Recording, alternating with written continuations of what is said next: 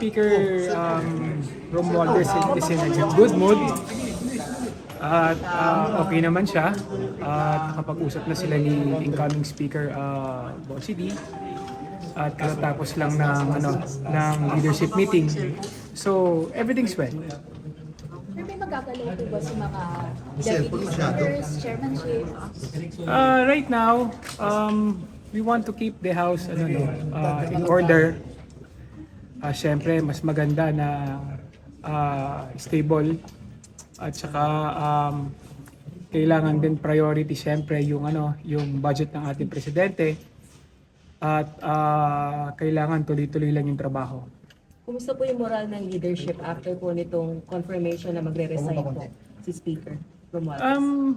Taas naman, kasi si Speaker is very supportive, kay incoming Speaker Bossy D at talagang magkaibigan sila. So talagang makikita mo na talagang naandun yung confidence na talagang magtutuloy-tuloy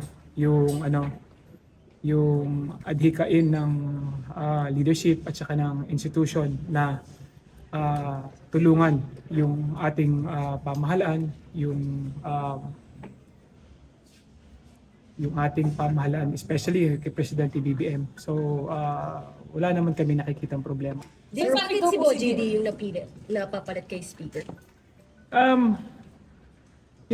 To be honest, siguro sa experience naman ni incoming Speaker Bossy D, nakita naman natin naging magaling siyang congressman, naging magaling din siyang governor, naging magaling din siyang vice governor, at talagang nakita naman natin na naging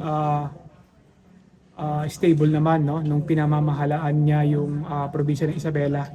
Talagang maganda naman yung kanyang naging pamamalakad. Sir, what triggered the resignation? Was the speaker forced to do so?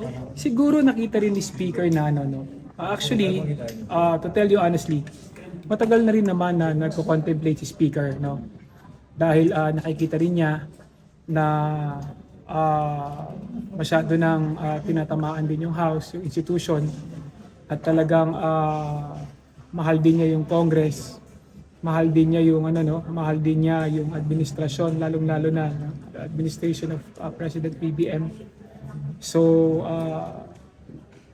nakita rin niya na so kaya niya ginawa yung sakripisyo na at least to step down. Para yun nga mas magkakaroon siya ng oras na harapin din yung mga accusations. Mas magkakaroon siya ng panahon para sagutin yung mga sinasabi, yung mga intriga. So, yun din yung isang dahilan kung bakit mas pinili niya na magsakripisyo para din sa institusyon at para din sa bansa. Did party leader